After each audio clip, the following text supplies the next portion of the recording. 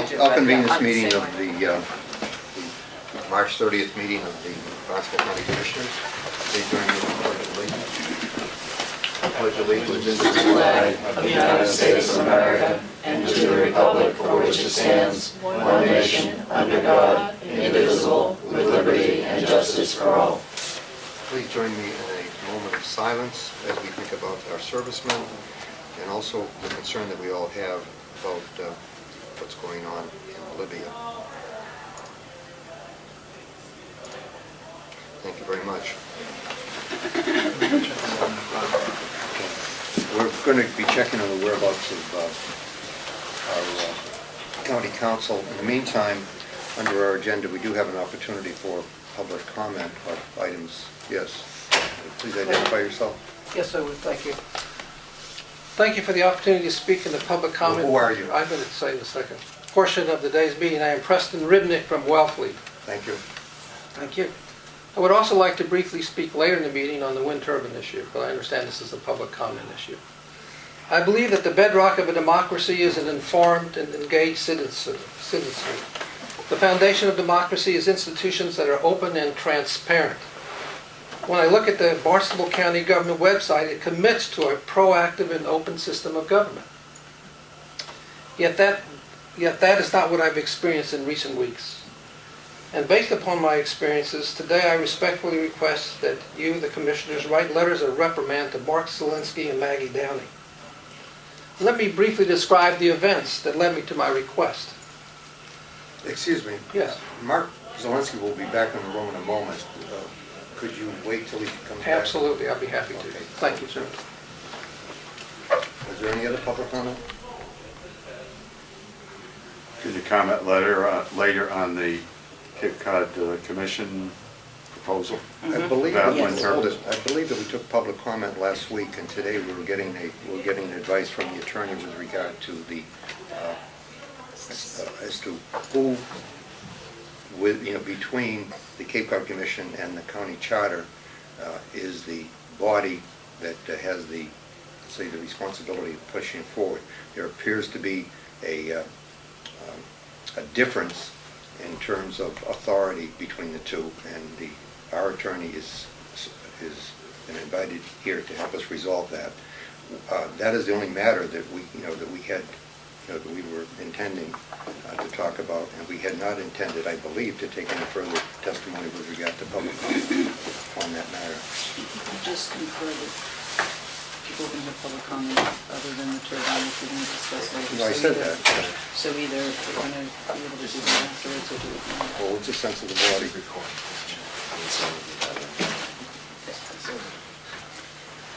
Looking at me. Look at both of you. I don't think you can, if it's going to be within the public comment period, then it should be within the public comment period. If you're not going to be taking testimony or people's comments after, then... Okay, what is your So wish? what you're saying is we should take public comment on the wind turbines. Well, if people Yes, are here for discussion. public comment and we're waiting for Bob Troy, otherwise we're just denying public comment. Well, I think what we said last week was that this week we wanted to clarify the process so that we were all on the same page. I thought I was very clear with the process. I still think I am. But I think it's helpful for all of us to have county council actually describe to us how the harmony has to exist between the Cape Cod Commission Act and the county charter and how it works in this regard. So I think once he says that, and then we're all clear about what our role is going to be, which is not to approve the regulations or the proposed ordinance, but we'll hear that from council, and then I think we should hear from the public if they wish to comment on it. And, That's fine with me. And that's what Sheila's suggesting. all right. Mark, I had asked Mr. Ribnick to stop his public comment because he's mentioned you, and I felt that you should be present. Okay. Let's Thank you. continue. I'll just pick up where I left off. That's all right. Today, I respectfully request that you write letters of reprimand to Mark Zielinski and Maggie Downey. Let me briefly describe the events that led me to make my request, and I'll be very brief. I, like many Cape Cod citizens and very concerned about the environment and energy use. In recent weeks, I began to research the Cape and Vineyard Electric Cooperative, CVIC, and the Cape Cod Compact, CLC. I wanted to understand their history, mission, goals, operational performance, and organizational structure. I went to the websites and began reading about the organizations. I began to read the minutes of their meetings. I attended public forums sponsored by CVIC and the recent Wellfleet Forum meeting earlier this month, in which presentations were made by CLC and CVIC. But what I learned concerned me. I noticed that the monthly board meetings of CVIC were almost entirely conducted in executive session. Minutes of meetings were very sparse and difficult to understand. So I decided to attend the most recent CVIC meeting, which was held in this room on Thursday, March 17th. I arrived at 9:15 as the meeting was scheduled to begin at 9:30. The meeting began around 9:40. Maggie Downey, as CVIC clerk, chaired the meeting, and Mr. Zielinski, as CVIC treasurer, was also present. Following the approval of the October and November minutes, a motion was made to go immediately into executive session. I stood to leave and asked how long would the executive session last. I was told it could last for hours. I asked how would I know when the public session would resume. Someone asked if I had a cell phone, and I was about to respond. Miss Downey, chairing the meeting, stated that she would not call my cell phone and that I would have to stand in the hallway, right outside there, and watch through the window in the door, and she would wave me in when the executive session ended. So I departed, and I stood at the window. Shortly thereafter, another member of the public arrived, and together we waited outside the door, right there, watching through the window until approximately 2:30 p.m., when we were waved back into the room. The public portion of the meeting lasted approximately 10 more minutes. There was no opportunity for public comment. One topic scheduled for discussion in a public session, as Mr. Zielinski will remember, was the budget. But Mr. Zielinski announced, as CVIC treasurer, that would not be discussed, and that would be tabled for later discussion. So following this meeting, I urge the three commissioners here to please visit the CVIC website and read the minutes of its meetings. If you do so, you will see that almost all the time during their meetings is held in executive session. Following the meeting that I attended, I called and requested copies of routine public documents. I was informed that I had to make the request in writing. Last Wednesday, a week ago today, I attended both the CLC meeting in this room, and when I was asked to leave because they went into executive session, I walked across and went into the small meeting that you were having as commissioners. But while I was here last Wednesday, I submitted in writing my request for documents. Late yesterday, I received via email a response. The response was written and signed by E. Mark Zielinski, County Administrator. If you'd like, I have copies of the letter. The letter is written on CVIC letterhead, though signed as County Commissioner or County Administrator. Here's what it says. March 25th, 2011, Preston Ribnick, reference information request. Dear Mr. Ribnick, I am in receipt of your letter of March 23rd, 2011, requesting the list of Cape and Vineyard Electric Cooperative, Inc., CVIC, and Cape Light Compact financial and contract information from 2007 through the present. Neither CVIC nor Barnstable County will waive the cost of producing these materials. The following is the estimate of the costs associated with the production of this request. Staff time. Assistant County Administrator, 1 hour at $50.42 per hour, for a total of $50.42. Treasurer, Assistant Treasurer, 1 hour at $40.29 per hour, for a total of $40.29. Copying estimated 8 pages at 50 cents a page for $4. Total estimated cost of $94.71. Please submit a certified check in the amount of $94.71 made payable to Barnstable County Treasurer's Office and the address. Upon submission of payment, CVIC and Barnstable County will produce the requested material. Sincerely, E. Mark Zielinski, County Administrator, CC County Council. I have only about 10 more seconds left. Now I ask you, how can the public have confidence in its county government and in its public servants when we are treated with such disdain and disrespect? I and many other Cape Cod citizens have grave concerns with the lack of cooperation and the difficulty retrieving basic routine public information. I ask you as commissioners of Barnstable County for an explanation. Longer than 10 seconds. In all my dealings with Mr. Zielinski, Miss Downey, and all other members of the county government, I have been respectful and courteous. But I and many other citizens are becoming increasingly concerned with the lack of transparency and respect, and we wonder why. So I therefore request that you write letters of reprimand to Mr. Zielinski and Miss Downey, and that further you require them to produce the requested public documents. Thank you. Thank you for your comments. Thank you. Are there any other public comments? Yes. I would ask you to please follow the money trail. Besides considering the Cape Cod Commission's minimum performance standards, would you please also look into the transfer of money from Cape Light Compact to CZAC?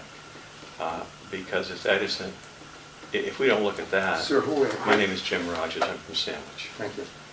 If we don't look at that, this is just a smokescreen. This is all just a magician's trick.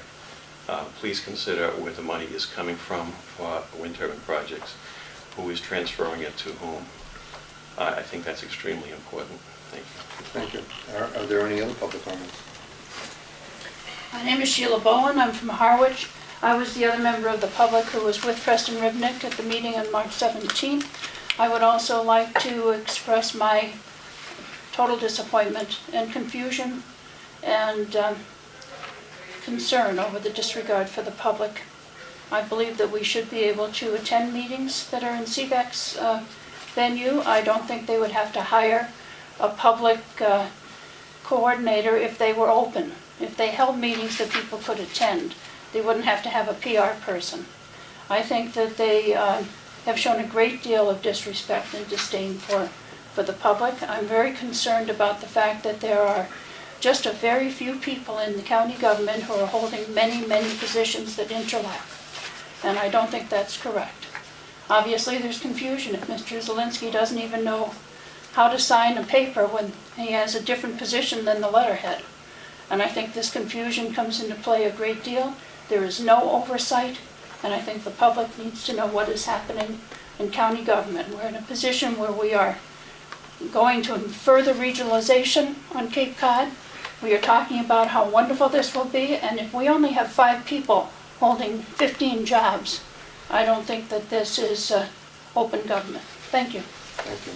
Any other public comment? Hearing none, we have on our agenda a discussion of the wind turbine regulations, which I believe is going to be led by Bob Troy. Can I come up, Bob? Want to come up forward? Morning. Good morning. Morning.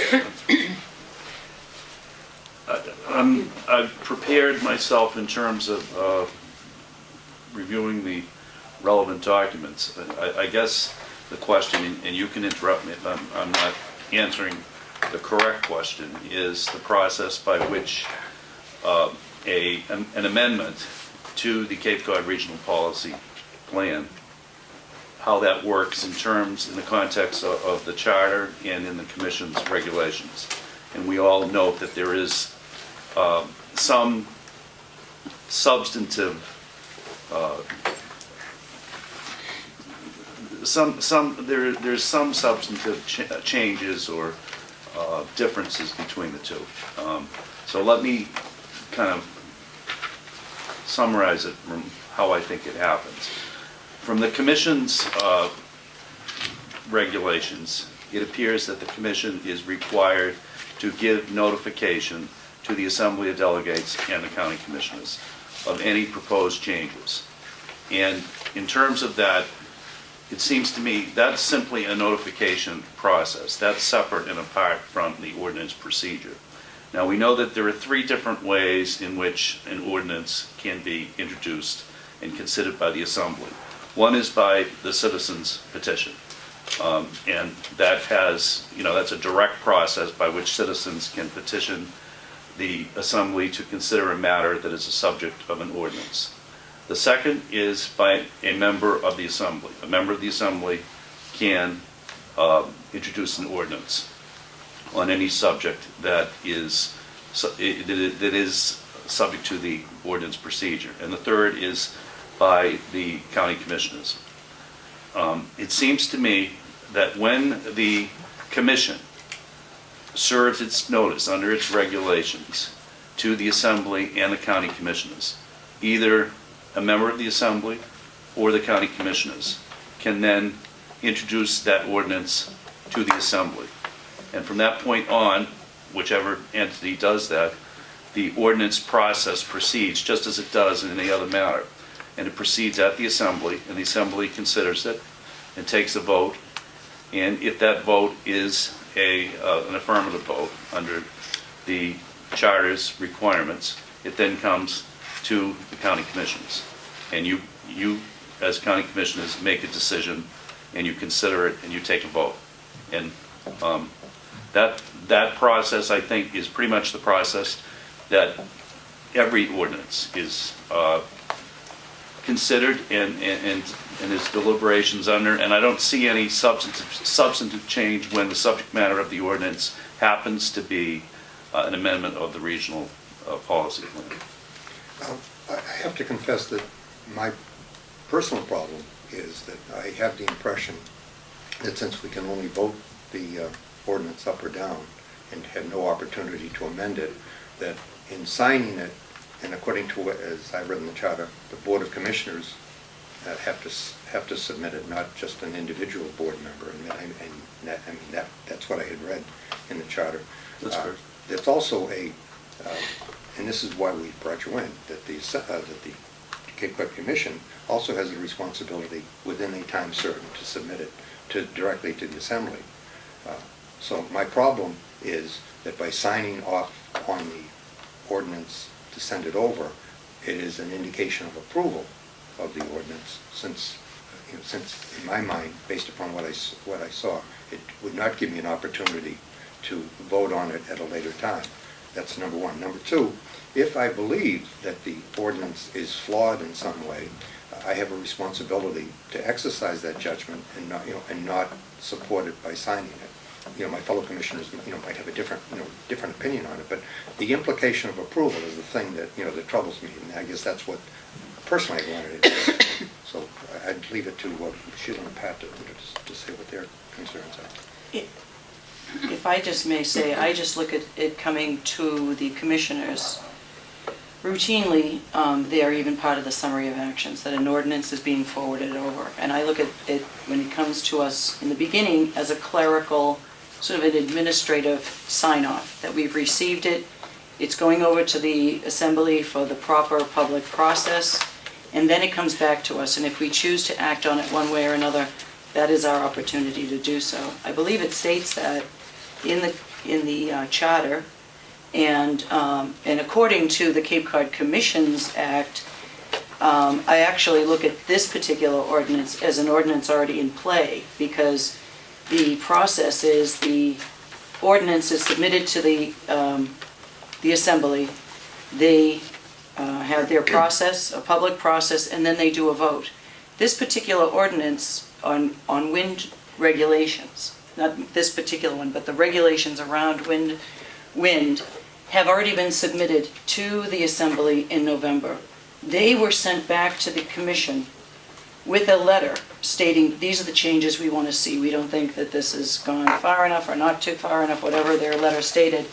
And this particular ordinance is in response directly to the Assembly. This is a dialogue now that has happened, that has started and is ongoing. And quite frankly, I don't feel comfortable nor in interrupting this process. This is a public process. It is not for us to decide the outcome. We can weigh in the end as an executive branch, and that our job is to let the process happen. Let me address a distinct issue that you raise, Commissioner Doherty.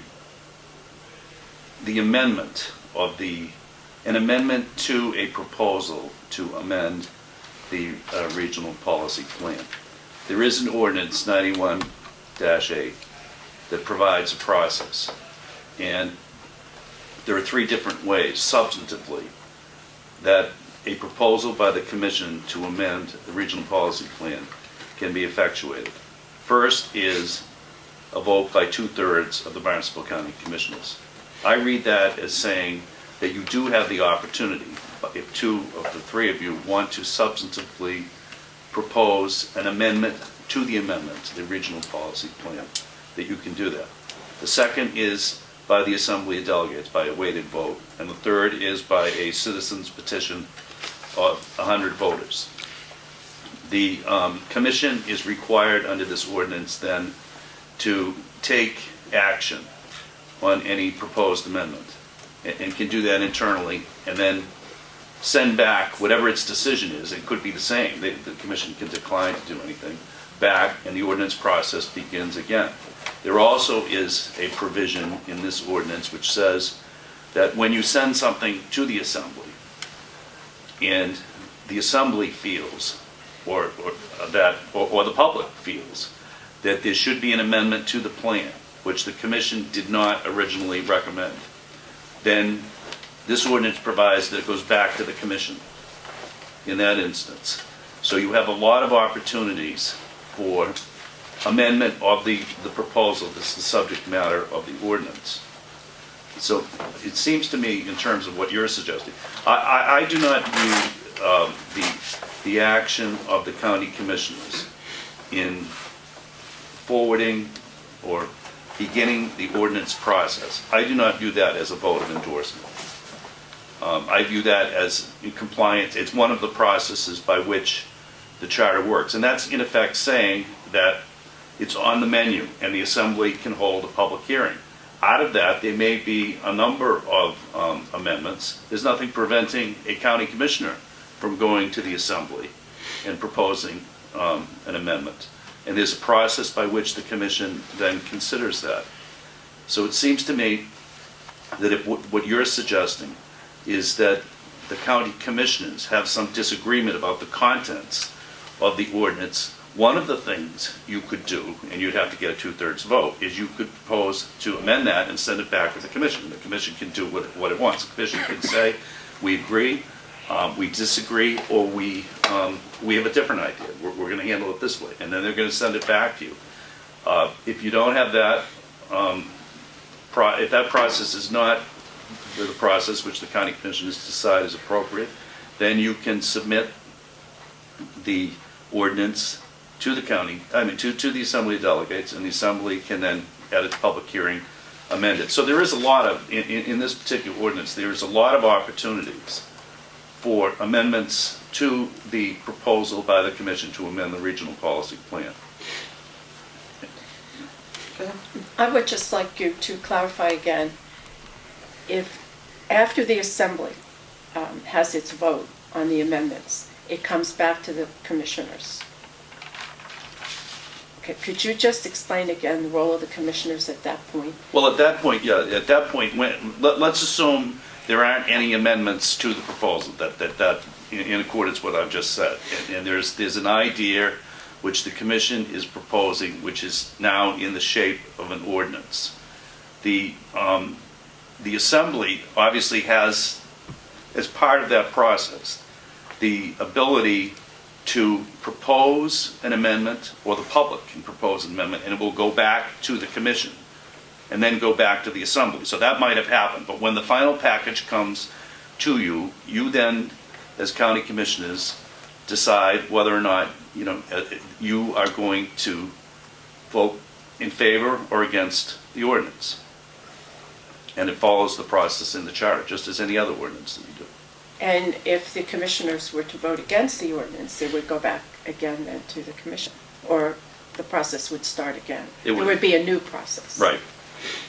If the commissioners vote against the ordinance, then the provisions of the charter take place, click in. Then the further question is, if the votes are available in the assembly to override the disapproval, if the commissioners, disapprove, that is the ordinary charter process at that Yes. point. And that takes place here, the same Now, thing. I guess, although I've been doing this for a while, I had not known that we could provide amendments, because I think that if I had known that when we first submitted it, we probably would, might have taken advantage of that opportunity, because we did support the original, the original ordinance, that had gone by. So if I understand it, just so I hear this correctly, we could propose an amendment, and if two out of three of us agree, then that amendment would be added to it before it goes over, or would it be? It goes back to the commission, Goes back to the Cape Cod Commission, Right. or to the Assembly? to the commission. To the Commission. So we could do that here and send it back. Also, nothing prevents us from going to a public hearing and asking for the members of the public hearing at the Assembly to submit let's say, an amendment as they look at their process as an individual. Nothing prevents you from going to the Assembly deliberations. Let's say, Right. to solicit support for an opinion that might have not been supported here. Right, and this is in the Assembly's ordinance. And this is the ordinance that has been approved by the county, the commission's approved it. Okay, well, I thank you for that clarification. I have one other question. Do you want to finish this Okay, first and we can? yeah, let me just have this one other question. Say the process is ongoing over at the Assembly, and a commissioner wants to make an amendment to that. Does that have to have a 2/3 vote for him to do this, or she to do this as a commissioner? Or can they, if they go to do such a thing, do they have to identify themselves as a member of the public? Well, yeah, I think at that point, what I meant was the commissioner is acting as a member of the public then. The commissioner has no official status at the Assembly. Right. So our official response, if we choose to weigh in on it, would be at the very end, because you said earlier that really at this point, it is just a matter of notification and it's sending it over. Our role as an executive body is to look at that vote after it has been played out in the public process, and if we choose to add an amendment, because we can't vote it down either, a regulation that has been requested and seen as necessary by the Cape Cod Commission on behalf of the public cannot be just tossed out. It has to be worked out until it's acceptable, if I am correct. And I see Commission Counsel here. So if you want to answer that first, or maybe they might want to weigh in on that. That's not what I heard. I heard that we had to amend it before it goes over. No, I did not You hear heard that. both things. You heard Let me both. see. You have the opportunity to amend it now. Bob said that requires a 2/3 vote of the county commissioners, in which case you would send it back. It just so happens that a 2/3 vote and a majority vote of it, same thing, because you only have 3 members. So you have that opportunity now. Then what he's saying is you also have this option. You could sign off as it exists today, send it to the Assembly of Delegates for their public debate, and then go either individually or as a group taking a position, and you could do either one, it sounds like, and testify at the Assembly and say, we think that the Assembly should make this change to it and send it back to the Commission before acting on it. I believe that's what you said. Okay, and I think, I'm not the chair, but I'm recognizing Jessica Wiglis. Is what Mark said accurate? Yes. Okay, then, Yes, thank you. Jessica Wilgus, I'm Cape Cod Commission Counsel. There are a couple of nuances here that I think need to be clarified. One thing that Bob and Commissioner Lyons have been discussing about it already being in process, I think is an important distinction. This is an ordinance, as you may recall, that came before the Assembly back in November of 2010. And at that point, the Assembly, as they're properly allowed to, remanded it back to the Commission for restudy and redrafting, and that did happen. And Attorney Troy did reference Ordinance 91-8. 91-8 states that and this is to clarify this amendment process that you're discussing, there are 2 sections to the ordinance. And the beginning section speaks to how you initiate an amendment of the regional policy plan. And there are actually 4 ways that an amendment can be initiated, starting a process anew. At the beginning of the process, the commission always has the right to initiate amendment of that regional policy plan on their own. And we do that often, even if it's not at the 5-year review. If there's some kind of technical amendment that needs to be made, we may introduce an ordinance to you, and it becomes sent forward to the Assembly. The 3 processes that Attorney Troy has mentioned are other ways that the regional policy plan can be amended at the beginning of the process, and that is the 2/3 vote that he was just talking about, or a majority vote of the Assembly, or a citizen petition. Any one of those 4 starts this track. Once it's on the track and it comes before you and we're here, then we look at the interplay of the charter and this act. So at this point, because it was remanded back in November and it was given back to us for restudy and redrafting, we then continued that continuum, if you will, and made those amendments as was requested of us before the Joint Regulatory and Planning Committee, and then submitted to the full commission back in February. We then, as we had mentioned, and I think Bob acknowledged, submitted it both to you and to the Assembly of Delegates. So we're midstream in that process. You have a draft before you, draft ordinance. What needs to happen, because it's mid-track like this, is either, and I agree with Bob Troy, it needs to be introduced either by you or the Assembly of Delegates. The Cape Cod Commission Act does require that a public hearing take place. The ordinance that was just referenced says that once it's submitted, the Assembly of Delegates shall then hold at least 1 public hearing to consider the proposed amendments approved by the Commission. So that hearing needs to take place. Once that hearing has taken place, the amendment process that you're discussing, and I agree with what Mr. Zielinski said too, that if you wanted to have input on if the Assembly were to recommend some kind of amendment, if that was the track that they wanted to go, they have the ability at that point to adopt the amendment, return it, or for restudying or redrafting, or deny it. And if they were to, again, if you're in the middle of the track, if they do decide to approve it, then the charter takes place and it comes to you on whether or not you want to approve the ordinance in the normal process that you do. So I would disagree on the one point that there is an opportunity to amend when it's midstream like this. I think the opportunity for requesting the Commission to make those amendments would be at the Assembly level, where the Assembly could take those recommendations from you in public hearing and make a request that certain changes be made, send it back to us that way.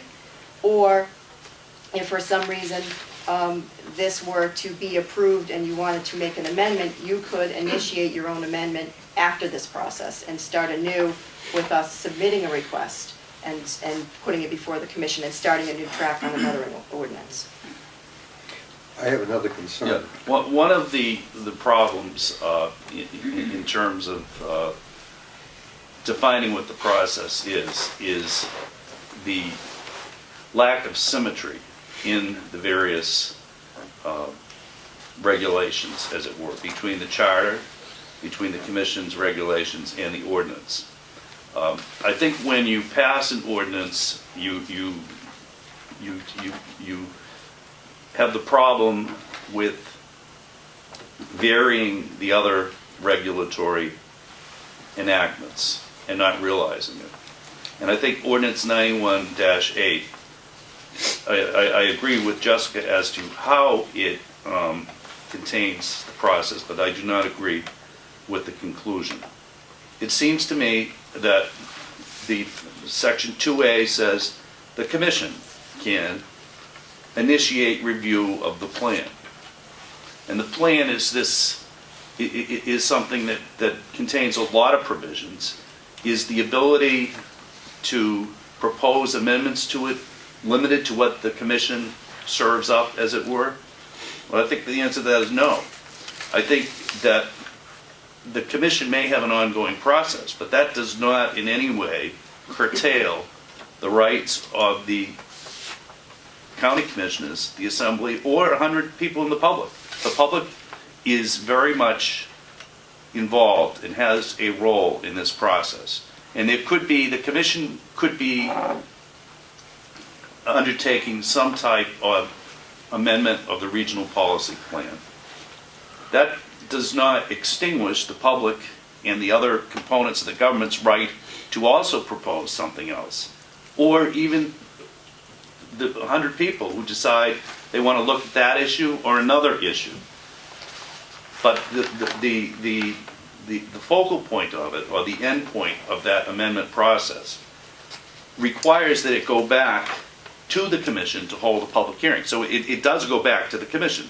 And then the commission makes its decision as to whether it wants to approve the modification, or deny the amendment. And this can conceivably be a long, arduous process. But it is the process, and I think it's a process that does two things. It allows everybody to propose different amendments to the plan. But it also protects the commission's principal role in this, in funneling those proposals through it initially. And I think that's the way that the process works. And then it goes to the assembly, and then there's another possibility that as part of the assembly process, that there may be an idea that the commission didn't think of, that no one else has thought of, that comes out of this review, another amendment. And if that's the case, then it goes back to the commission again. So there's a lot of checks and balances here to make sure that everybody has the right to make a proposal, and that the commission has the right to consider it.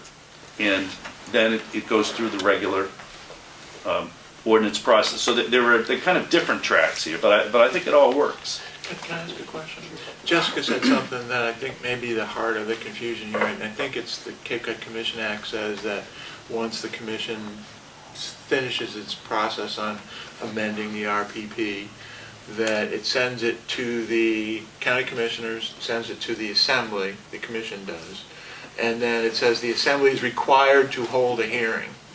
Now the confusion is can there be a hearing even if the commissioners haven't forwarded it to the assembly as an ordinance? That is to say, if there's no active ordinance or proposed ordinance in front of the assembly, can they hold a hearing? That's the question.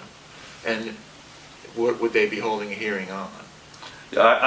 My view, I would have to, consider it in writing, but my view would be that particular provision is probably ultra vires. It's inconsistent with the charter, and I don't think.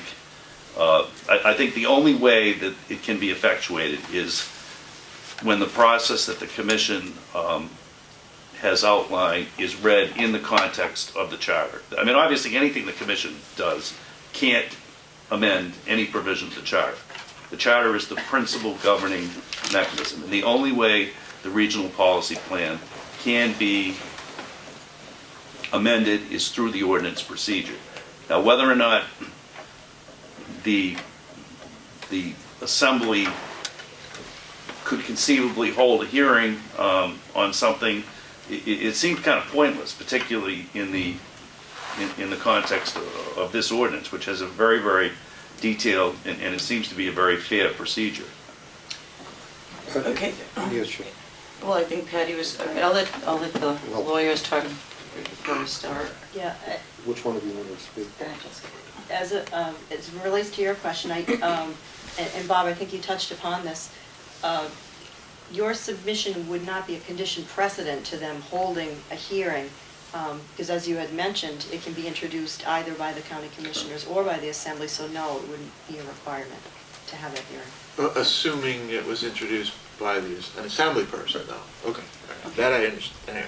And I just want to follow up on something that the Speaker of the Assembly, Ron Bergstrom, said at your last meeting last week, which was that it was his desire, and I apologize for paraphrasing for you, but his desire that whatever regulation moved forward, that it not be subject to question. essentially, so that there was a clear process. I think we have a difference respectfully in interpretation here, and I just would point out that the ordinance has been submitted to the Assembly. Under the Commission Act, there is a time clock ticking, and failure to act within that time frame potentially raises some concerns regarding the process going forward and perhaps third parties pursuing litigation. And one other thing, and I'm totally dating myself, but having been around back in 91 when 91-8 was adopted, as I recall, I think there was some concern that the Commission Act did not provide a process for anybody but the Commission really to initiate changes to the RPP. And again, as I recall, this language was intended to provide other avenues for people to come in and seek amendments to the RPP. And the Commission agreed to that through this language. No, I had one question with regard to the Cape Cod Commission submitting the article to the Assembly. And again, I was a witness in the room when Ron picked it up. My question at the time had to do with, was there a cover letter that said that this was being submitted for that purpose? And I don't believe, at least my recollection was that it was just he had a collection of paper that was basically the ordinance. So my question was, when you submitted it, Yes. was it submitted with some type of device or Yes. support that said Yes. this is what it is?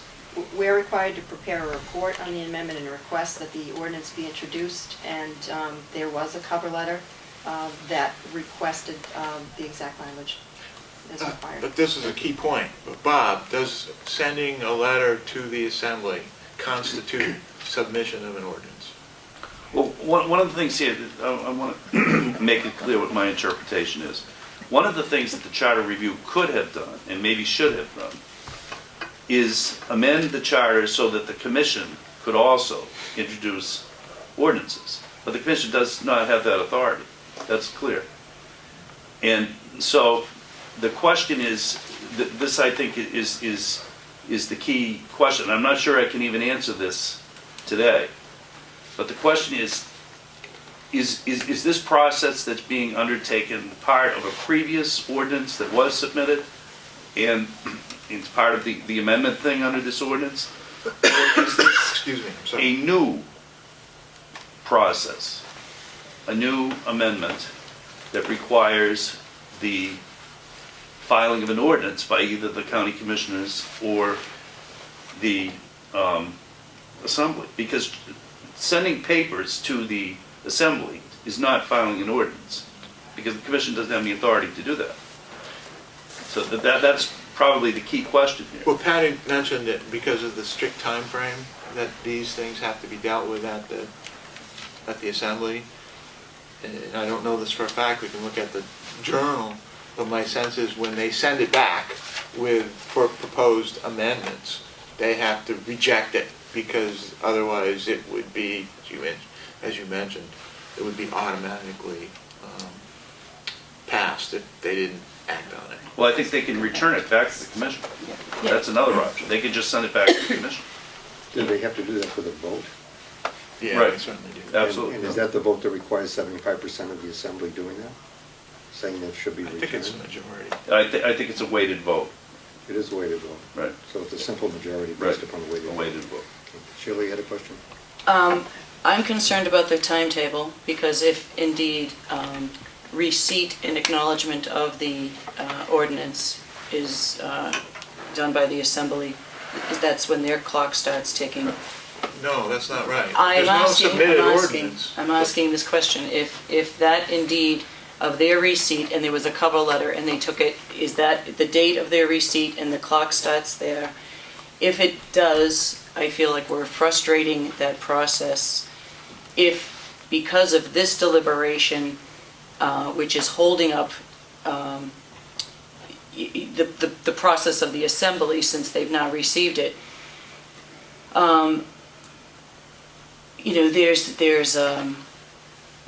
there's actually, I think, cause to say that we are frustrating and we're doing something out of the realm. But I go back to the fact that this is an ordinance that was introduced in November. The Assembly weighed in on it. They sent it back with recommendations. This is the response to that letter of recommendations. I feel that this is in process. And whether it is in process or it isn't, if you can still say we have a chance to vote, I do not feel comfortable in holding up the public process, because I feel that all of this is designed not for us, but for the public. And the public has to have their say. And by frustrating that, we do bring up questions of transparency and openness. So, and since it comes back to us at the very end anyway, I do not have a problem with letting the process and the dialogue and the debate and the clarifications that come with that debate happen. So with that, I'm ready to move that we just forward this, not as an up and down, not on the merits of the amendment or the ordinance, but we're forwarding it on to let the process start. I think there's some confusion here. First of all, we need to have an established timeline of facts, that things, and I don't have that, but I think, and I don't know what the answer is because I haven't looked at that, but I think that what you're saying, and I think I agree partly with it, is that if this is part of the amendment process that's already been initiated, there is nothing before you, period. There's nothing before the county commissioners. It goes back, if that's what it is, it goes back to the Assembly, and the Assembly is under its timeline. If the effect of what was sent to you was something different than that, an amendment to the regional policy plan that is not part of that previous process, that's substantively different, and you are being asked to send it to the Assembly, then you can vote to send it to the Assembly, or the Assembly can do it itself, and a member of the Assembly can move it. I mean, I think it's much ado about nothing. It can get back to the Assembly one way or the other, and it can be done. But concurrent with that, does this mean that the county commissioners or the public's right to propose amendments is frozen? No. You can, on a different track, if you have a proposal to make about amending any part of the policy, you can do that by a 2/3 vote, and it goes, and the commission's required to hold a hearing. So it requires analysis of the timeline and exactly what's being proposed, and whether as you know, I have the advantage here of not knowing anything about the substantive issues, but that also can be reduced to some type of factual analysis. And if in fact what has been presented to you is part of a process where the Assembly considered something, sent it back to the Commission, then the Commission sends it back to the Assembly, you have nothing here. Right. If it's different than that and it's a new proposal, then you have the choice of either sending it on to the Assembly. That doesn't necessarily mean, I have to emphasize that. It doesn't mean you're in favor of it. It's a procedural thing. It's a way that it gets on the menu of the Assembly. Or the Assembly can do it itself. The chair of the Assembly can do it himself. Well, I think you have a appreciate motion that. on the floor, Mr. Chairman. Well, No, she didn't make a motion. it was not She didn't make a seconded. motion. It wasn't She seconded. said It she would fails. put a motion. Excuse me, I haven't spoken at all, and I've listened very carefully to all of this. And I have one question and then I have a comment. Where are we now in the timeline? Is in terms of the clock ticking. At what point does the clock tick on this particular ordinance? Or has it already begun to tick? In other words, see, that's what I'm not clear about. That's one thing. But the other thing I think I would say is that any process that we have for executing our role as county commissioners when it relates to any matter of government is that the public part of that process be preserved. And that, in this case, is the public hearing. And whatever happens, I think everything we do has to preserve the fact that there can and will be and should be public hearings on the ordinances. And the place where that takes place is with the Assembly of Delegates. It's not our role to hold public hearings on these matters. Not that you can't be present at a meeting that's a public meeting and be heard, but that's not the same as a public hearing. And I really believe that that our role is really more to forward whatever the commission is proposing. And if we have something to say, but we have two opportunities to deal with it. We can speak at the Assembly and offer amendments in a public hearing process, which is very clear that it's a public hearing, or when the Assembly completes its work on the ordinance and it comes back to us, if it doesn't really reflect what we believe as county commissioners is good for the county, we can veto it. Sort of like a presidential veto, if you will. I mean, it comes back that's the end of the process. And if it still doesn't have in it enough to really reflect what the public impacts are and address those public impacts and whatever that ordinance is about. I mean, it could be about it could be about a road, maybe, or not necessarily a road because we don't own roads. It could be about the county farm. It could be something to do with the county farm. It could be about almost anything. But to preserve the public hearing process, and then also to ensure, from our point of view, that the process has been fair, and that whatever the result of that process has some parity, if you will, toward government and toward the people that government serves. And I think that's where we are. So I kind of agree with Sheila that the public hearing process needs to move forward on this. And there are still steps along the way where the public has the opportunity to voice their concerns and voice amendments, and we have our opportunity to do the same, as well as at the very end of the process to make sure that it serves the needs of the people of this county. So that's where I'm Thank you, at. Pat. And I had just one other thing, because I believe that the public was not aware that they had the opportunity through petition to amend an article, and to amend the RPP when it was in the process of being heard by the Assembly. Is that what I heard you say, that 100 people could come forward and offer an amendment while the Assembly was hearing it? I think you threw that I number think out. it's to That's not- submit an amendment to the commission. Right. Was it to the commission or to the Assembly? to the commission. Well, you know, To the Is commission, that, excuse me, just Yeah, if I sure. may, is that separate and apart from the process that we are now following with regard to the review of this particular offered Yes, Yes. it's amendment? precedent Yes. to this, Yeah. yes. Yes. Okay, so that people will have a complete understanding, this will go through a process of public hearings, their concerns can be heard, but an amendment from the public cannot be made. Once it leaves here, the amendments will all be made at the Assembly. Exactly. Exactly. But that amendment process can be undertaken at the Assembly. No. No, it has to, the Assembly can recommend amendments, but they have to ship it back to the commission. Okay, so Change it that again. is no change in what I understood to begin with. Right. And if I can just direct people, because I'm really basing my position on this, not only on the section, and I should be able to remember the section in the charter, that states the ordinance procedure, and it states all ordinances, regulations, as long as they are not to do with the Assembly, because the Assembly can make resolutions on behalf of their own actions, sort of like their own bylaws, that sort of thing.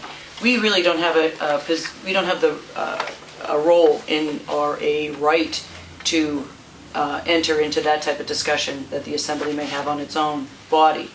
However, in reading, aside from those types of resolutions, it will say, for all ordinances, resolutions, etc., once they leave the Assembly of Delegates and have been voted on, they go to the county commissioners for their consideration. In the Act, the Cape Cod Commission Act, which gives a certain amount of autonomy to the Cape Cod Commission because it is there to protect the environmental needs and the land use needs of the public and cannot be dictated to by even the commissioners. They have a process where when an ordinance is submitted to the Assembly and it is sent back, can either voted up, it cannot be said, no, you cannot have this regulation pertaining to this area because it has been identified as a need of the region. So all they can do is amend it.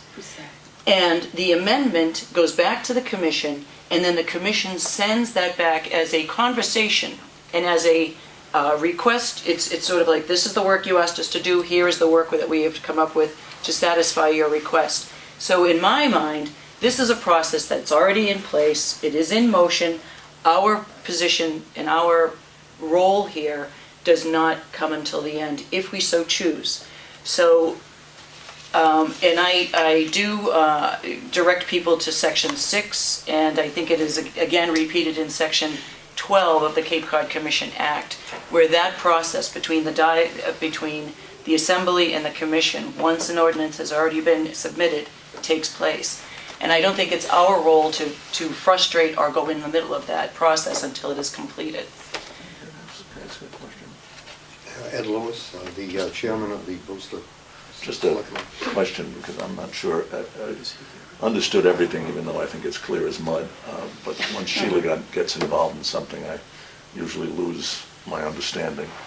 Because if Sheila, what I think she's saying is that the Cape Cod Commission submits an ordinance. And I don't know, you keep talking about the word amendment and everything, but this is an ordinance. And it goes to the Assembly of Delegates. The Assembly of Delegates votes up or down on it. If they vote down, it goes back to the commission for them to, they tell them why they're voting down. The commission then goes back and redoes it or everything like that. But if they vote up and it comes to you, based on what I hear Sheila saying, she doesn't feel comfortable saying no, so it automatically, the commission doesn't, wait, let me finish. The commission doesn't have to get anybody's approval.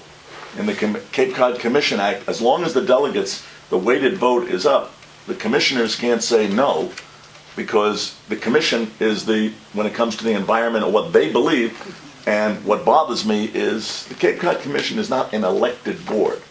They can hold all the public hearings they want. You're an elected board.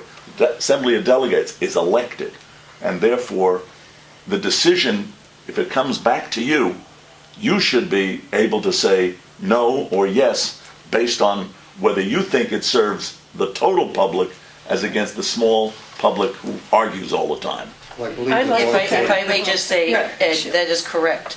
But what I am saying is, I'm just saying an argument, and I just want to respond to this, so since that is exactly what I said. If we choose to act on it once it comes back to us, if we feel that there's an amendment that wasn't stated, or ordinance or something included, we can send that back.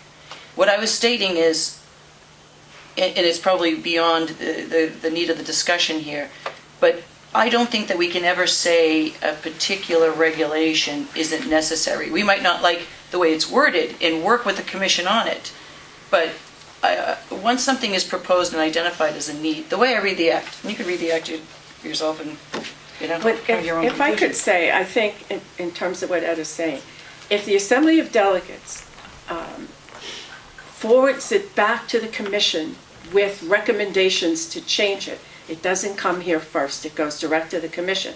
If they actually vote on it, vote on whatever the ordinance is and have a positive vote, when it doesn't go to the commission, then it comes to us. And that's where we have the opportunity to exercise our authority under the charter, to either say, we don't like it, we're going to send it back to the commission, or we like it and it then becomes law. That's my understanding. One thing I want to say too, that I know this makes it even more esoteric, but I do want to make it clear that it's my opinion that to the extent that there are any inconsistencies between the Charter and the Cape Cod Commission Act, the law requires that the Charter trumps the Commission. That's clear because of the language of the Charter that says that any other special or general law, to the extent it's inconsistent with the Charter governs. So the Charter trumps everything. And another interesting part of the Charter process is that when the ordinance is introduced at the initial stage, if 3/4 of the weighted vote of the Assembly doesn't like the idea, there is no public hearing. It's just rejected. That's under the Charter. So there's a lot of possibilities that can happen. But in this particular case, it seems from everything, and I would have to look at the timeline, and respond in writing. But it seems at this point, from what I'm hearing from everybody, and all of you know more about the history of this than I do at this point, but hearing everything, it appears that there is nothing before the county commissioners at this particular moment. Do you agree with that, Jessica? Well, I would disagree, since I have two things that are from the Cape Cod Commission with needs action cover sheets requesting the commissioners to sign off on the RPP, and then there's also one for the enabling regulations. So Then that's exactly the question, and the commission really owns this problem to some extent. It's the commission's burden to define what is actually before the county commissioners. What are they asking the commissioners to do? If, as Sheila is suggesting, this is part of a process from a previous ordinance, then there is no new ordinance being sought to be introduced and sent to the assembly. If there are new matters, if there's something new, then obviously the commissioners have to take some action with respect to that. I don't know. well, I thought what you were going to say, Bob, is if the commissioners decide to sign these and forward them, then that whole question is moved anyways, I would say. Well, that's true too. That's true. If you decide to send them, then we don't have to untangle it. I don't think substantively it makes any difference, because whatever you have there, the assembly, I assume one person in the assembly will want to put it on the menu, and it's there. Are there any- Ron has a question. Yes, Ron Bergstrom, the Speaker. of the Not to add Assembly of any Delegates. more to the confusion, but should the commissioners, there's two issues before you right now. One is the substance of these, which ultimately will be heard in public. But then we're arguing also process, and unfortunately, I think we have to get beyond the process and get really to the substance of it. I've heard the arguments, I've read the charter, and I understand the act setting up the Cape Cod Commission refers to the commission sending it directly to the assembly. I mean, I don't know what section it is, but there's one section where it says, having produced an ordinance, on the amendments of regional policy plan, it doesn't say it goes to the commissioners, it says it's submitted to the assembly. That's what it says. It is inconsistent with the charter, and I'm not an attorney, so I'm not going to get into that argument. All I'm going to say is, should you submit this to the assembly, should you vote to submit this to the assembly, I am prepared to hold public hearings within any conceivable time frame, no matter how you interpret it. Okay, so all of these things go away.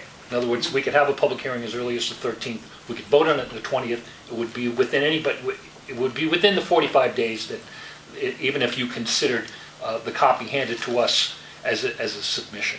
So that's the other thing. The only other problem I have is one that I'm going to have to deal with, which is, there's a lot of talks about amendments, but in a sense, if you're the legislative body of the state, you amend something and then you vote on it, right? The amendment sticks and then you vote on the main motion. This is not what's happening here. We don't have the right to amend it, neither do the commissioners. All you can say is, we're not going to vote for it unless you do this. That's what you're saying. You're not saying, well, you're saying, you send us this, we find it unacceptable unless you do this. All right. So, in holding those hearings, there may be amendments coming from either the floor, from the commissioners, or from members of the assembly. If one of those amendments would pass, now we essentially are rejecting the ordinance that comes to us. Mm-hmm. So do we stop the process right there? Do we say, well, we send it back for that amendment? Do I look around the room and say, well, does anybody else have anything to say? Maybe I'll have a couple amendments here and there. Not knowing that, not being able to give the guarantee to the commission that even if they would accept these amendments, we're necessarily going to vote for it. So I think the process has to be set up in a way that we give the commission some sense that we're recommending changes, or even the commissioners are recommending changes, and that they intend to support that. Or if the commission sends it back without those changes, they can reject it. But I don't want, we all have lives, and I don't want to go back and forth, send amendments back and forth, come back to the assembly for public hearings on the amended version, then to send it to the commissioners and have them make amendments, send it back to us, send it back to the commission, who sends it back to us, sends it back to you. So the process has to be set out so that it works. That's the only thing. You know what? That's what it's all about. I mean, the commission creates the ordinances that they believe are in the best interests of the county. And they have public hearings, and there were public hearings on this particular ordinance as well. That's their job. Now, if another body has issues with it, then they say, well, we don't like this or that, so we would like to see you amend these two clauses or whatever, and send it back. And the idea is that somewhere or another, you come up with a document that people feel they can live with. They may not like everything in it, but they figure that for the most part, it meets the objectives, it's something we can live with. That's the way this works. And I know it's onerous depending upon the issue. Most of them don't create this kind of Well, it turns out that the four of us had experience of being on the Cape Cod Commission. yeah, I mean, a lot of them sometimes would not have this huge discussion the way the turbines do, because there's so much about them. But I think that's where it's supposed to work, is in the public hearing. Well, And that's, I'm prepared to go through whatever that's where it process, should be. whatever process is necessary to have these heard and ultimately presented to the commissioners for an up or down vote at one point or another. I mean, not up or down after you've amended it and so on at some point. But I just wanted to let people know that even though we're able to hold the public hearings in a timely fashion, there's the potential for this issue could be on the table for months. You know, we're considering that we have to notify people of these public hearings. The commission has to hold hearings each time it's amended and sent back. Further amendments could be made. In other words, we could amend a version. They could say yes, they could send it to us, and I could turn around the room and say, well, guess what? I've come up with something else. Well, you know what? These jobs were never intended to be comfortable or easy. You know, they're hard sometimes, and there's a lot of conflict with them. That's why we get And that's the big what we bucks. have to work through, is all of We that. can't call it a public process unless we engage and involve the public in that process. And I think they've been I agree, Bill. identified at this That's- time, it's been identified at this time, a way in which the public can indeed be engaged and involved to a greater degree than I realized was possible prior to the advice that we received from Council Troy. If I go, never mind. No. I'm just saying, I think that we've sort of gone over this as much as we need to for what we need to do today. And even in light of Bob's stating that right now, since this is something that has been in process, our role is mute here. So therefore, I motion to forward this to the Assembly to continue the process. Second. And is there any other discussion? Hearing none, all those in favor? Aye. I nod in favor. Passes. Mr. Chairman, may I make a statement? Sure. Yes. Thank you. Mention it. Just Already have it. respectfully for the record, I have to disagree with Councilor Troy's statement that the Commission Act, to the extent it may be deemed by him inconsistent with the Charter, is ultra vires and therefore not effective. So I just suggest that the Commission does not agree with that opinion at all. Well, that is something that we should probably take up at another time, so. You want to It say? actually wasn't my opinion, that's what the charter says, Okay. first paragraph. Well, maybe we should do some, Okay. as you say, some housekeeping to make sure we're in alignment. Do we have- Excuse me, Bill, there was somebody in the public that raised their hand. Yes, Do you have Mr. public comment? Can you say anything or not? Have a comment? Yeah, thank you. A couple things. Last week, I know there was a request of Mr. Doherty to recuse yourself because there's a conflict with CLC membership. Is that something you've taken under advisement or made a decision? No, I haven't taken under advisement at all. I feel as though, personally, I feel since I represent the county in both of those instances, there's no need of recusing myself, but I will ask advice of council on that. One of the last things, I was so struck with what you said, sir, about the length of time and deliberation. Projects on the Cape are continuing to move forward. Would the commissioners be open to a recommendation for a moratorium because of the length of time and all of the discussions that have to ensue in the intervening months, so that we could, until the proper research is done and enough deliberation is given, and we just stop these projects so they just don't continue to proliferate across the Cape? I don't believe that the Charter or the Cape Cod Commission Act allows us to do that. Oh, do you? I thought you could ask for, what is it, a PC? It's a A DCPC, and we yeah. can enact a DCPC if we choose to do so. That's a different thing, though. That's That's what not a he's asking. moratorium. It's a Not moratorium. a Well, it moratorium. would It is a implies, moratorium. it implies a moratorium, but It is a moratorium. it's more than a You moratorium, can't though. do It it. isn't just everything No. is Let's put stopped. that. There has to be a reason, and there has to be substance and strategies to what the intent of the DCPC is and what the anticipated outcomes are. That's a little bit different than just voting a moratorium. Well, flat and out. that process may emerge from there, who knows? But that's Right. currently the process that has been adopted by the commission and now endorsed by you, is to do this through the DRI process. Right. Am I correct? Yeah, a development of regional impact is opposed to DCPC. All right? Okay, I think that we've come to closure on that. Does anybody else wish to speak on this issue? Hearing none, thank you very much. And we will now go to the needs action folder. If I can just, I know that we just said the discussion's over, but I think that what Mr. Ribnick was asking, would we, if this was going to be a drawn-out process, would we consider this, or is there a timeline to a process? I mean, this could be somehow amended and re-amended just to keep it going. So I think that that is something that we have to look at, and I would like to have clarification on. I think that we've been asked about a DCPC in the past, in the recent past, over this. The last Assembly of Delegates before of 2010 considered that. They debated that. I think we discussed that. A DCPC is a very powerful tool. We did use it for the Ocean Management Act, but that's because there was really no activity, and we wanted to prevent some outside entity coming in.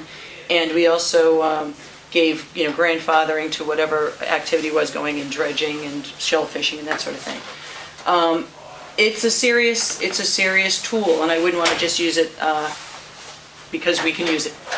And so would we ever consider something like that? I think we've discussed it. Because it's so powerful, I would like to see us come to some resolution, because we do have some sort of standards that are necessary to help guide us through these waters of wind and the unknown. I think right now we decided not to do that and let the process play out. But it's not something that isn't there for us to consider in the future, if that answers your question. Sheila, can I add something? Yes. I think also, Mr. Ribnick, Ron mentioned that I think the first opportunity for a hearing on this will be the 13th, so you have to pay attention to when that's scheduled. It'll be at the Assembly Chamber, and it'll be in the afternoon of the 13th. In terms of the clock, the first opportunity for you guys to submit this will be next Wednesday. So we have to remember to bring it over and submit it to the Assembly as the ordinance. I believe that'll start the clock ticking. Maybe we can ask Bob to kind of confirm when the time frame is on that, because there seems to be some confusion on that, and it is important. And then to go back to Mr. Ribnick, if you feel strongly about the whole DCPC process, that's something that you can elucidate at the public hearing at the Assembly, because that's certainly an alternative. And you could say to the Assembly, forget this DRI thing, we want you to adopt the DCPC. And that could be part of the option. You can go to the public comments part of the Cape Cod Commission, and if a matter is not being heard at the Cape Cod Commission on that day during public comment, you are allowed to give testimony or make requests as part of that process. But as long as it's not on their agenda for that particular day. Maybe we should take a 5-minute recess. That's a good idea. Well, I do, because I just wanted to grab Bob for a second on another matter. Yeah, and could you look at some of these? And I have those 2 letters that Sheila had drafted, we can talk about when we get back. I do have a concern about the Sarah Peak one. Oh, okay. Yeah, I mean, I only just threw those out there just to... No, it's more of something that Bill Zammer... Are we in recess or are we in public session? Yes. Are we in recess? We can talk about Yeah, we're in that. recess. Emergency pay. The first thing, we're back in session. The first thing I'd like to do is have a vote to approve the needs action. I will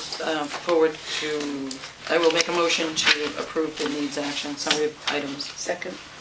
All those in favor? Aye. Thank you, there's a vote, thank you. Okay, you wanted to respond? Well, I have a couple of things that I want to do. First off, I wanted to mention that I have done, Sheila drafted a couple of letters. The first letter to Rob O'Leary and Henri Rauschenbach. basically saying we look forward to working with them on the, I called it the Special Commission on County Governments, and I think that's what we are calling it. So I have that letter if you want to sign it. I have a Take a look question, at it. and had you called them? I have called them and Yes. I've talked to them, and we are on for next Wednesday at 1 o'clock here All right. to start that discussion. So, and then, we were originally scheduled to meet with the Cape Cod Chamber at 1 o'clock today, and then we did get a letter from Bill Zammer, and then Wendy let me know that something had come up and he had a conflict, and so we're not meeting today at 1 o'clock, as you know. So, and this was, of course, about the license plate funds and about the rest area and all those things. And Sheila had drafted a letter to Representative Peake, basically asking the state to transfer the rest area property to the county, and I have that letter here as well. I just wanted to maybe raise a concern. There's something in the letter that Bill Zammer said that caught my attention, made me a little bit concerned. And he's talking about, how they operated the Route 25 rest area, and the state legislature had ceased funding for a number of rest areas across the state. And if you've driven the highways and byways, you know that certainly to be the case. And then he says, State Legislature Commissioner report from Statewide Committee on Alternative Funding Sources for Visitor Centers, and the report reinforces the state-by-state action of closing centers due to a lack of revenues. The highway centers are especially targeted for closure since they must comply with strict federal regulations regarding revenue generation. And I have no idea what that means, but it makes me really nervous. Well, what it is the federal regulation does not allow you to be able to generate revenue. They are state highway rest areas. You can have an information booth there, you can have a vending machine there that probably Right. pays for itself, but you can't generate money. The state could not use it as a McDonald's Revenue and Dunkin' Donuts and then use that as a leasing. So, which is unfortunate because it would help pay for it. What do they do with the ones on the turnpike? So I am wondering if, I would like it to be looked into to see if, I know that exit 25 is different than, that's one highway. This is a state highway, Route 6, on Route 6. And this is a rest area that is threatening to be closed every year, and it's only been our putting up the money that has kept it open, mainly because of the chambers from Yarmouth on down feel like this is very necessary, especially for the Outer Cape travelers. Well, you guys have felt that it was necessary to keep it. Well, that's why we keep funding it, but it would be nice if we didn't have to, and if we could assume it and put something on it that might be able to generate, have some control over that, where it would just be self-sustaining. Something that could be a self-sustaining management plan of it. And so I would just like them to look into it. When I discussed this with Representative Peake, she understood it. They had to do this in Provincetown because they needed, when they were doing their wastewater treatment, and I believe that it happened over in Barnstable when something else was happening with their GIZ. There was some sort of transfer of state property that allowed, that was the one piece that wasn't, you Was that for probably know 6A? that more than I Maybe do. Were you 6A? there? There was something, 6.5? wasn't there some state property that was But I think- conveyed? But that didn't have to federal the town. regulations. It might not Did have it? federal, yeah. And So I'm the not thing sure is if it to has. get the feds to waive their regulations on this, Yeah. on this Route 6. That's what we want, So- is them to waive those Yeah. regulations against not being able to raise revenue. And I was thinking this letter, you said, you emailed us what Mr. Lammer, his way in, maybe we should direct that more to directly Dan Wolf. I was thinking she, as part of the tourism, she's now the chair of the tourism, but maybe that should go to Tommy Cahere. I did CC both. Yeah, okay, and to see if they, Maybe but- Keating as well. yes, and Keating. Yeah. Yeah. And, if it can't happen, it can't happen, but I think it would be a useful thing to explore. It doesn't say in here that we are concerned about being relieved of the federal regulation responsibility. I think that should be. That's Yeah, I what guess we we should want. We refer want that, them yeah, so we to- have Okay, to, so we so don't we need have to to revise rewrite this. it Okay, I'll with that revise it, statement bring in it there, back. that it's state and federal, so we're asking for both of those conveyances to happen. It continues to be a good idea as long as, as long as we have those caveats. Right. Okay. I did want to respond to Mr. Ridnick Ribnick. Thank you. And I apologize about that. And I apologize if you felt that you were inconvenienced in any way at the CVAC meeting. Actually, the clerk, Maggie, tries to put the agenda together so that it's clear that we are going to spend some time in executive session. I would also say that CVAC's counsel was there guiding us in terms of what was properly executive session and what was not. I do apologize about the time frame. However, we had several major topics to discuss on the agenda, and it was clear that one of them was the Brewster Wind project. The other was the solar PV project. Those were properly done in executive session. They did take an extreme and inordinate amount of time, and I'm sorry if that inconvenienced the members of the public in any way. With respect to the request for records, that is kind of typically how we respond for any request for records that we see requires staff time and any quantity of time to respond, and especially where there are CVAC records. As you know, CVAC and the county have an intermunicipal agreement where instead of CVAC hiring staff, we really use the county staff, and CVAC reimburses the county for those costs. We didn't want to burden county staff with any of those records requests, and so that's why we put that together, and that's a matter of kind of policy how we do that. So. That's done under an MOU, Mark? Yeah, between the county and CVAC. And when was that established? 2008, I believe, 2007, when we put CVAC together. Yeah, so that was before us. Yeah. Yep. So I do apologize. I really don't mean anything. The other comment you can make is that the public records law guides the actions to take in responding to requests for public documents, and it's pretty well spelled out what you can do or what you should do in terms of providing the documents and the process for doing that. And that's a good point. We follow the open meeting law and the public records law. Okay, so we'll take a look. Just to clarify, it would be probably good to take a look at that section of public records, just so that we can respond in. Yep. What does that mean? Well, we use you can charge for copy, and you have to use the lowest staff. You are allowed to charge for the work involved in generating, creating. You don't have to create the public record, but in organizing and producing the public record. Okay, so are we in compliance? I believe that we are. I was just asking for that To section. make sure that we are. That we are. Okay. I don't have an issue with I that. just want to be clear as to what you're asking. Thank you. Do you have any? Yes. Mark, could you explain why CVAC always goes into executive session and remains in executive session, and even months later, those minutes are not forthcoming? Because of the nature of the projects that we're working on, we're really focused on two projects that have not come to fruition yet. The Brewster Wind project and the solar PV project. I anticipate that very shortly the solar project will be awarded. That's kind of a key point in time. Once that's awarded, all of those records that we've had, the proposals that we received, those all become public record. So, and I anticipate that to happen. This goes back months, years, though, executive sessions. Because the projects have lasted for years, they really have. So.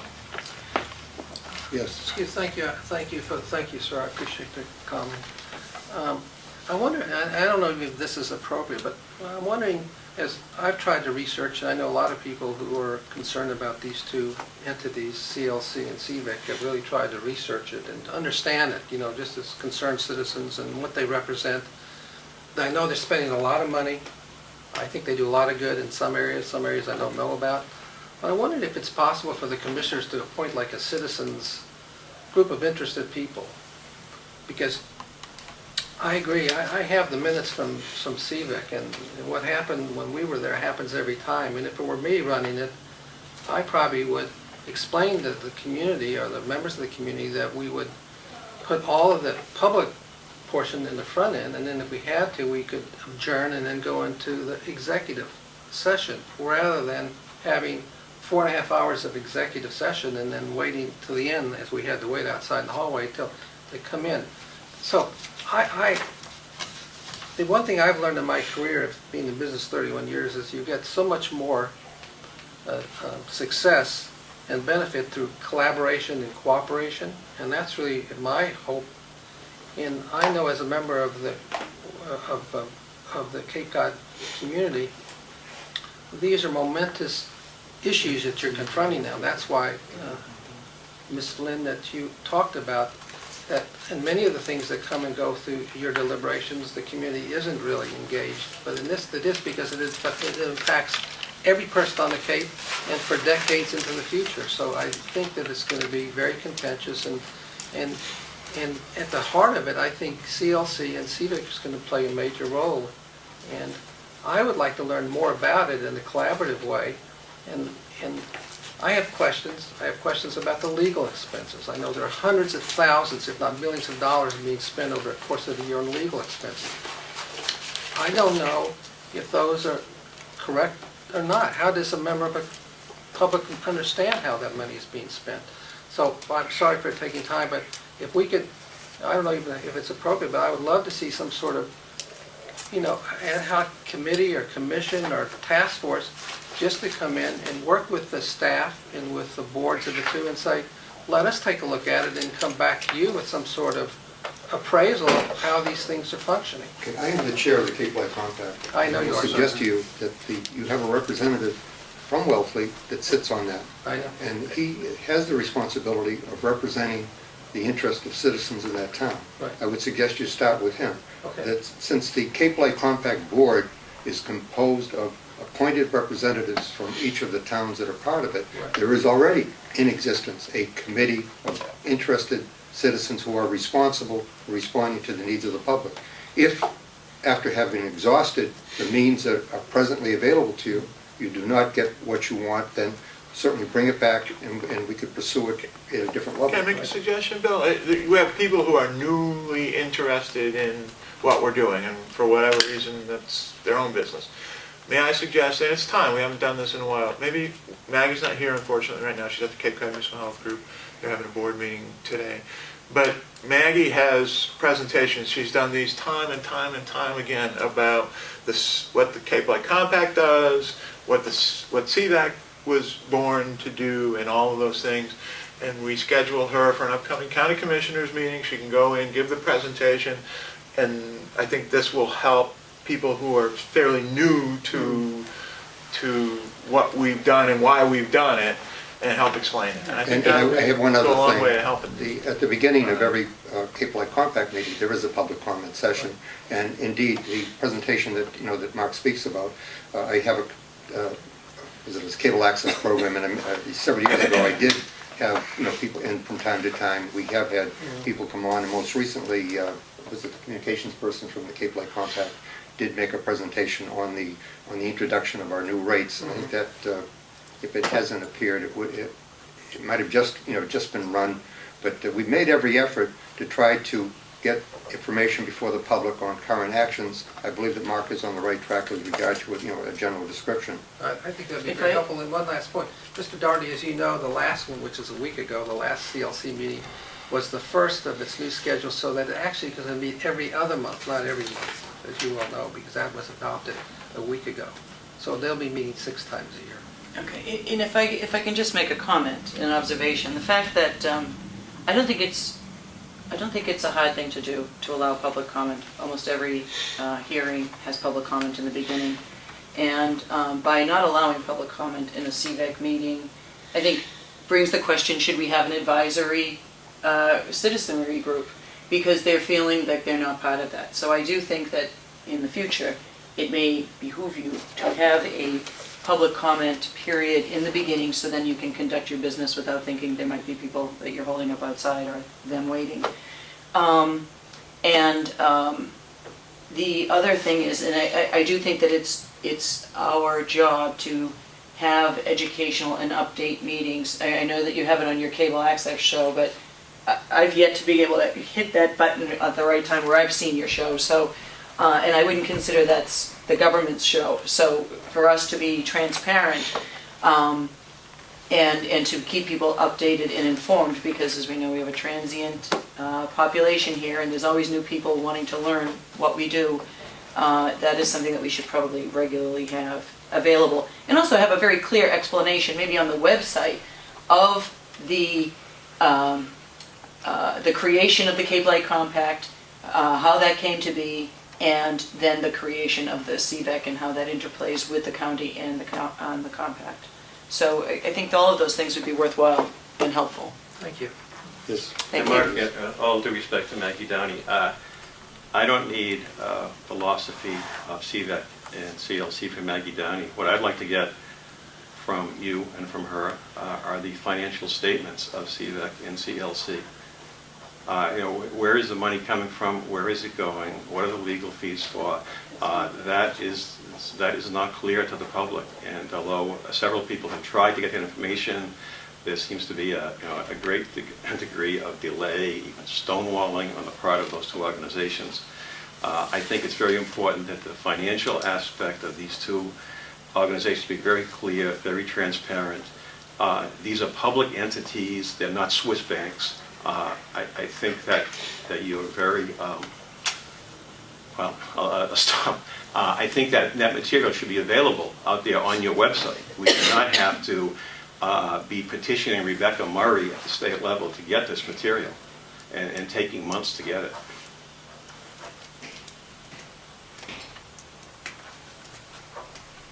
Maybe you could explain why it hasn't been forthcoming. I don't know.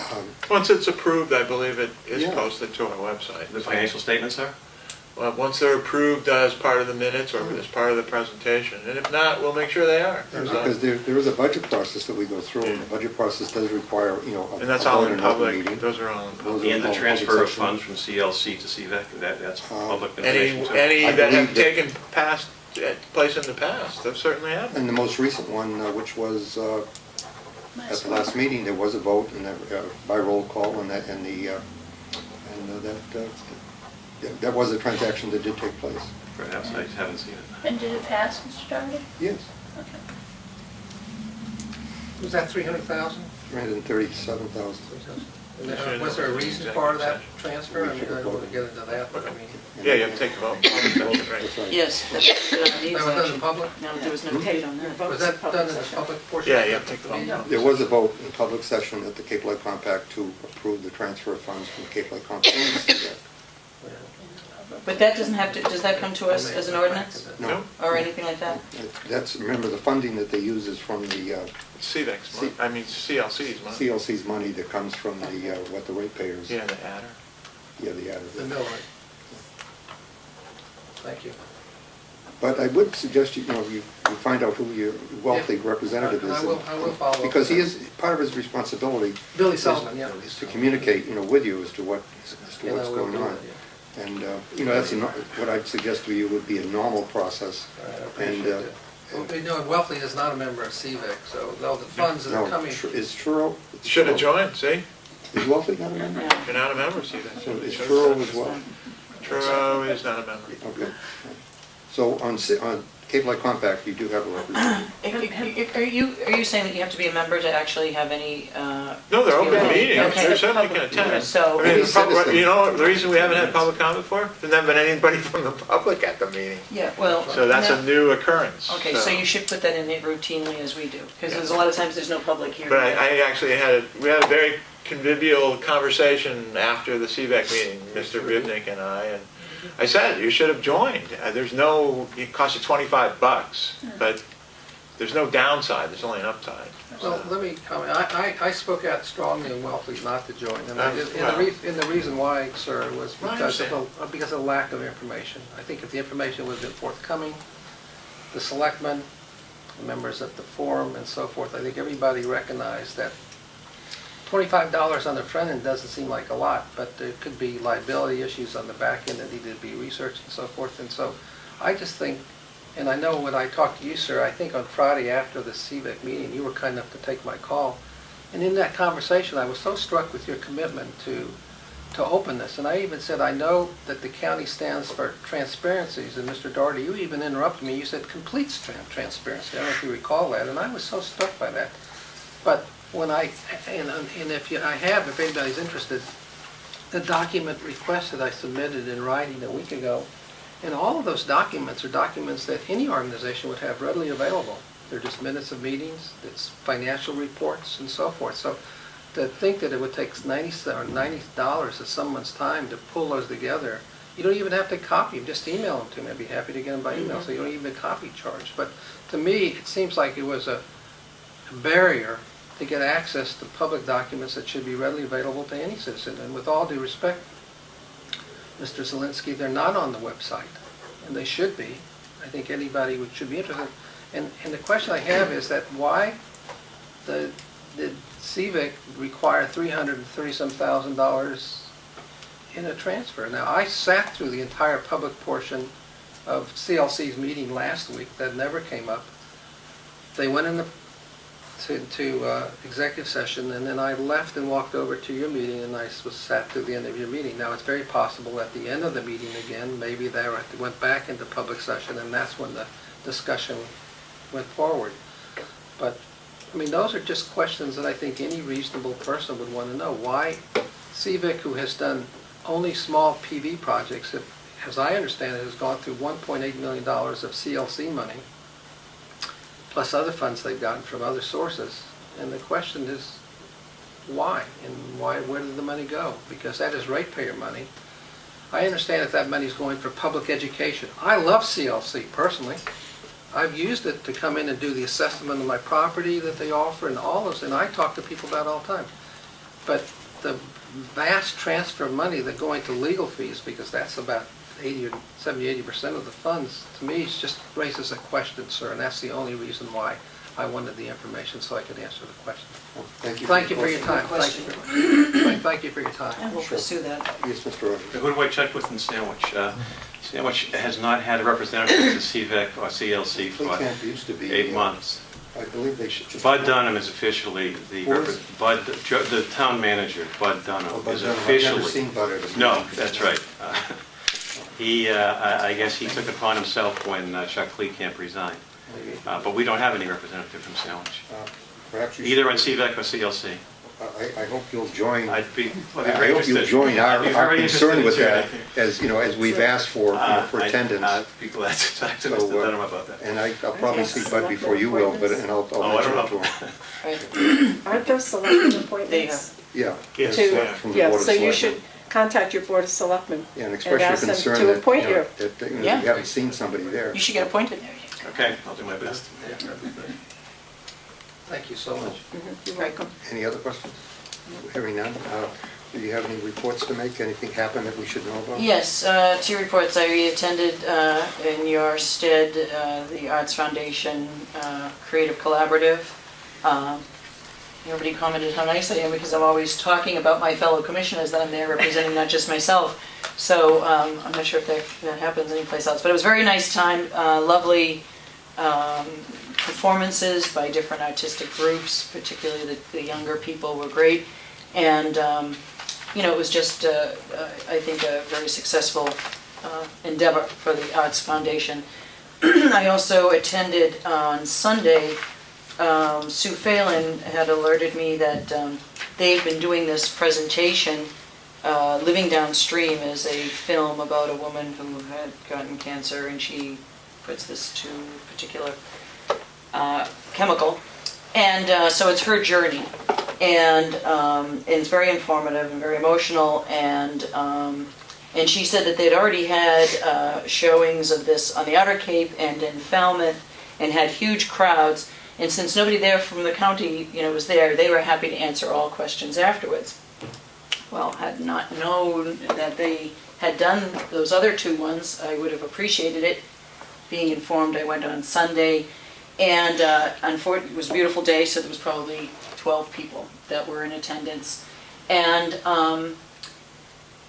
you know, I still always have the feeling that the people who are activists and members of Green Cape look at us as adversaries. And I try to tell people that, you know, that's quite the opposite. We are looking at the whole picture and understanding that pesticide and chemicals being put into our atmosphere and in our waters and our soils is bigger than NSTAR. And as a regional authority, it is our job to look at the comprehensive view, because if we're going to come up with standards, we can't hold one entity to a standard and not hold others. So in essence, we're really looking at the whole picture with the intention of having an overall reduction, and that we're not adversaries. They have their role as advocates. They have their role to push the envelope as much as they can. We, as elected officials, have to respond to that, but also respond to it within our role. We're not activists so that we can say, that's right, this is all just this particular person. Our role is to look at the comprehensive picture and address it as best we can as policymakers. That doesn't make us an adversary. And the fact that we're actually pursuing some resolution and a correctedness of this, I guess I would only appreciate that when they conclude their meeting, they don't put us in the mix as adversaries when they're talking to people, because all they do is talk to people about what we're not doing, as opposed to actually acknowledging we're trying to do something within our role. That is the discussion I had afterwards. I think it was appreciated. Many people did not understand what the county has already put in place in our 4-point plan and our discussions with the legislature and our pursuits. So they appreciated it. I think that they appreciated the efforts of the county, and I will make sure that I attend as many of those as I'm aware of so that we can have that discussion and answer questions from the public. No, did you arrange to send them a copy of the 4-point plan, by the way? Yes, they have all of that. Okay. See, we haven't, there was a workforce board meeting this month. Is anything from there? Yes, and I missed the workforce. Okay. No, the next meeting, no, they've changed it now to be every, something, but something did go through that I wasn't aware of, but, that I wasn't aware of. So I did have a discussion with David Augustino, and nothing really to report. Okay. Pat? Well, on the issue of wastewater, I want you to know that you have a town on the Cape that is like ready to go, eco toilets for everybody. I mentioned that I had attended that workshop a week ago, Saturday. But then the selectmen at their meeting Monday night had another workshop on wastewater, because on this town meeting warrant, which is, town meeting begins this coming Monday, is an article for approximately $4 million. To do a variety of things, to design and to do all of the design work and the build of Compost. of sewering the center of town, and also to upgrade the plant. Well, the plant's already upgraded, but the problem is there isn't enough going into the plant to make it work properly. And this whole center of town was on the original plan developed 10 years ago. For sewering. Well, now people in town say, no, we don't want to sewer anything. We want you to take all the money and give every household, and put a compost toilet in every single house. And I think it could be, I've forgotten, like 16,000 homes or something could have these toilets. But they had demonstrations of these, and there are a lot of them on the Cape. The only ones that are certified by the state for use are actually the compost toilets. The others that have bags, and the other one that is called the urine diversion toilet, that's not been approved yet by the state. But it's pretty amazing how they work. The big problem is the actual monitoring. I mean, if you're measuring nitrogen at the opening of an estuary, you're not really sure what is reducing the nitrogen. I mean, if you'd have to know that everybody had compost toilets. And the other piece to that is there's another scientist who has made a proposal regarding monitoring nitrogen. It's called a sentinel point, which doesn't really use the TMDLs. It uses, I'm not exactly sure what, but for all the people who seem to be so concerned about TMDLs, that sentinel points where there's monitoring would give you certain information that where the data will be recorded in a different manner and not necessarily.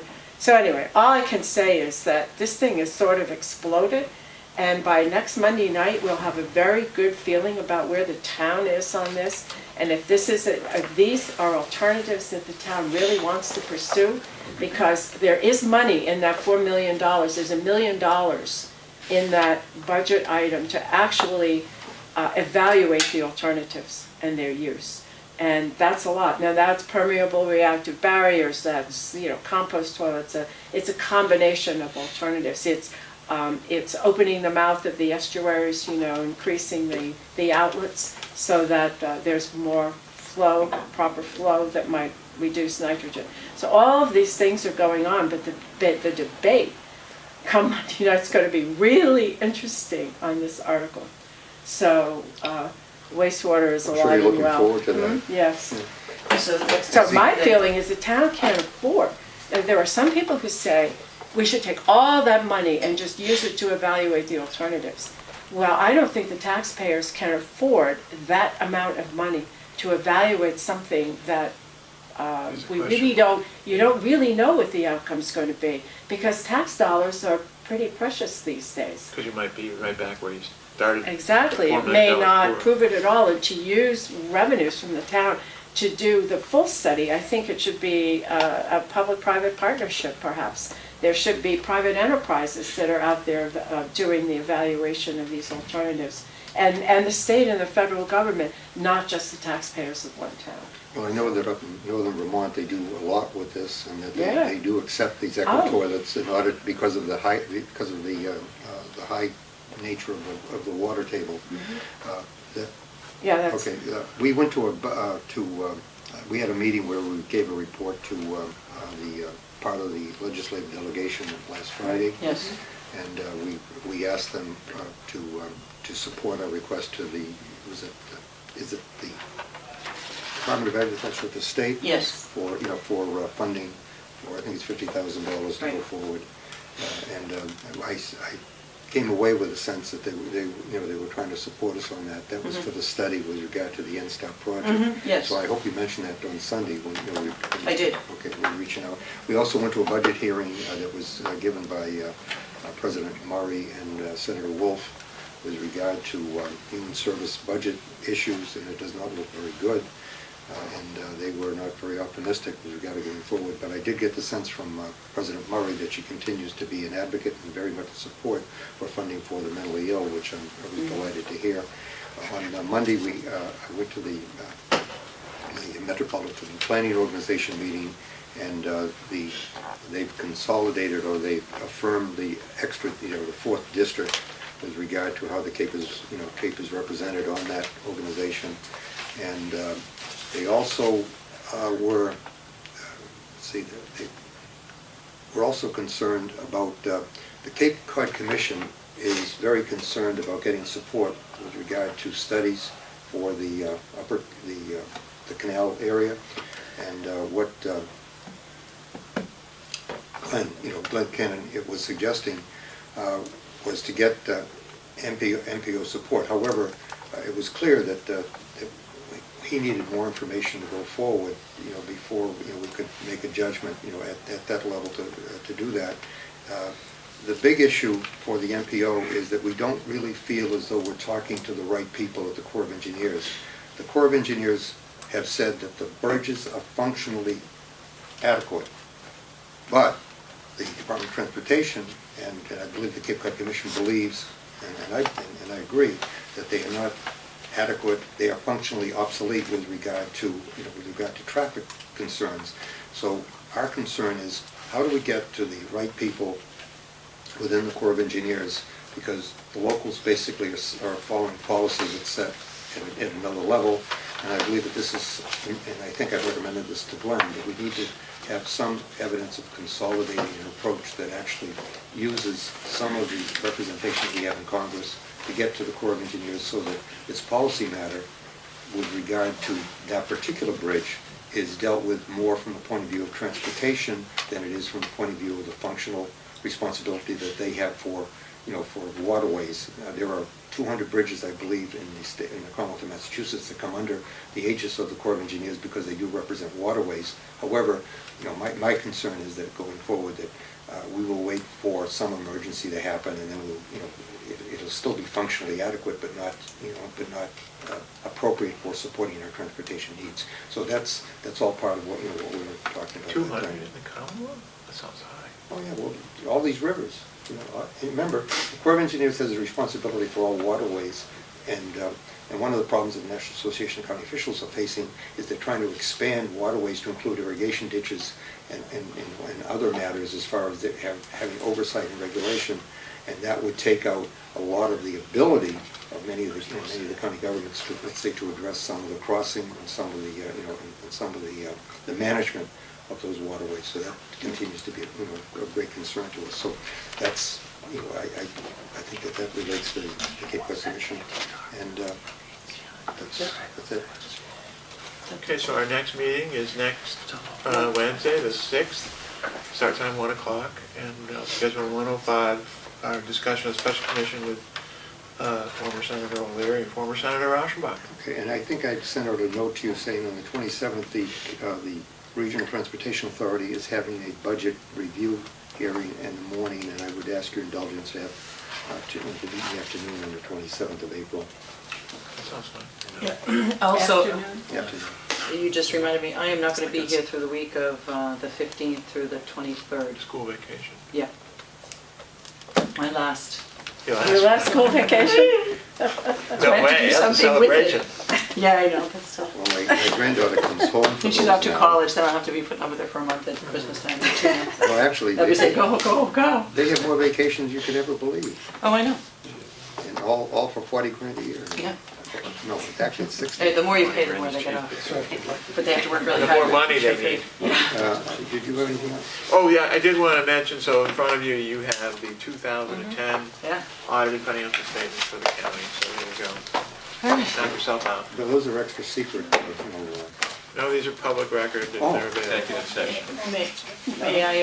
May I ask, in the commissioner's folder, there is a letter to Bill Clark from Scott Lindell. He's pointing out that he has he's advising us of was it the RPP Yeah, participation, and he's just disclosing the fact that the RSP. the RFP, that he would not be, does not feel as though there was a conflict, but he's bringing it to our attention. So we just have to initial this that we've read this? You can just say you've accepted it, I believe is the phrase. I'm just initialing, that's what it is, so. I